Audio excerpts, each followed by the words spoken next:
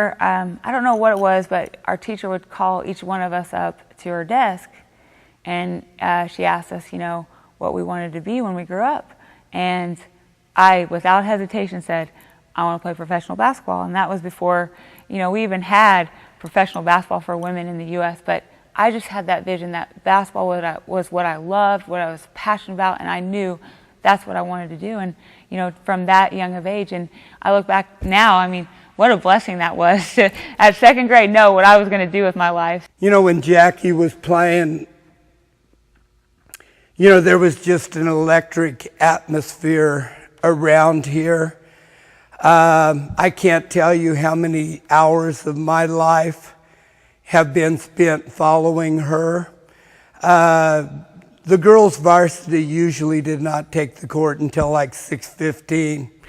But at 4 o'clock in the afternoon, the gym was being packed by people who would have to sit through a JV girls game. They'd have to sit through a JV boys game. And they got to the main event, which was watching the Claflin girls play. And, the atmosphere, no one wanted to miss any of that. They didn't know when Jackie was going to have one of those moments. And they followed her wherever she went. It was the third game of my sophomore season, and I broke my right wrist. And so I had to sit out 4 weeks. I was devastated, never had to miss a practice, a game, or anything. So I ended up teaching myself how to play left-handed because my cast went past my elbow.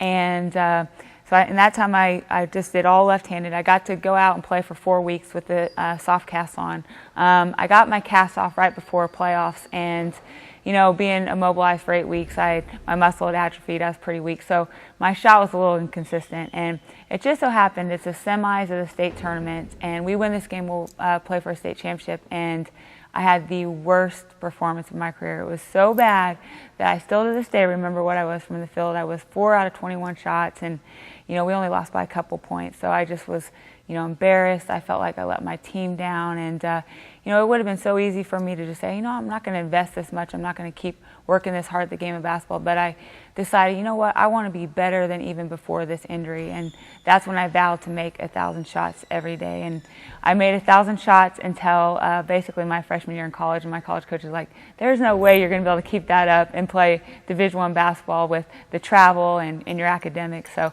then I changed to more quality over quantity workouts. So. Well, this track's one of a kind because never in any of our other conference meets did we have to run on a dirt track. So definitely didn't run my best times on this track, but it's one of a kind, so I'll never forget it. I'm so happy that I did all 4 sports in high school. I did cross country and tennis in the fall, and then of course basketball, and then track in the spring. And I really look back and I have such fond memories from those different experiences in the different sports. And I feel like those sports helped me in my main sport, which was basketball. And even though I did all the other sports, I continued basketball year round. I still, when I was doing cross country and tennis, would come in here and get my shots up. And when I was running track, I would still play AU basketball.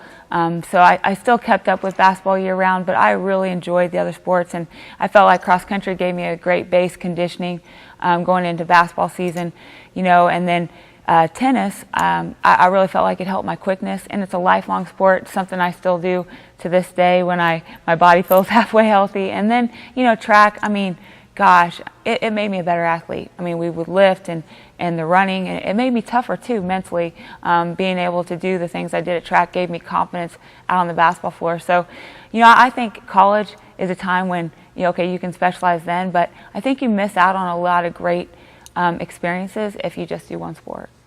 The night that they retired my jersey was so special, and the main reason was because of all the amazing people that I got to share it with. I look back on my career, and so many people from when I was this high sacrificed so I could, have that moment and when they retired my jersey. I had a lot of special memories from high school, and a lot of things I look back on are just the relationships with my fellow classmates and teammates, and the different coaches that I was so blessed to have. But You know, I'd probably say the most memorable moment was my last event as a high school athlete in Kansas when, you know, I was running the 800 and, you know, I was exhausted. It was a long day, and just to have the whole like stadium, 10,000 people to stand up and start cheering me on my last 800, I'll never forget that. So I definitely say that was probably like my most special memory, because I unfortunately never won a state championship in basketball. It always eluded us. Little River, I think, won it just about every year. They were amazing, but I did at least win a state championship in track. So I spent a lot of hours in this gym. I don't know how many exact. I wish I would know how many hours I've spent in this gym, but really probably half my life at least in this gym. But a lot of late nights, a lot of good memories come from this gym right here.